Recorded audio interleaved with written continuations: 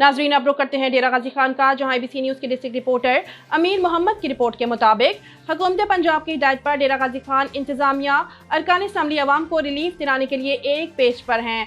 जिला भर में महंगाई से मुतासरा शहरियों को सस्ती रोटी की दस्तयाबी यकीनी बनाई जा रही है।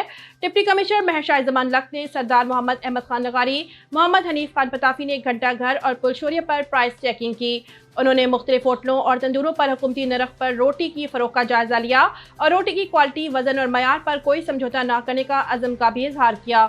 MPO चेयरमैन जिला राब्ता कमेटी सरदार मोहम्मद अहमद खान नगारी ने गुफ्तगू करते हुए कहा कि वज़ीर आला पंजाब मरीम नवाज शरीफ की हिदायत पर शहरियों को सस्ती रोटी की फरहमी के मिशन पर कारबंद हैं। खुद साख्ता महंगाई करने वाले कौमी मुजरिम हैं, उन्हें अपने किए का अंजाम भुगतना होगा। तमाम दुकानदार रोटी के विजन और आला मयार की क्वालिटी को बरकरार रखें। मोहम्मद हनीफ खान पताफी ने कहा कि सस्ती रोटी के समरात आम आदमी तक जरूर पहुंचने चाहिए। रोटी की सस्ते दामों फराहमी के साथ दीगर अशिया की कीमतों को भी एतदाल में लाएंगे।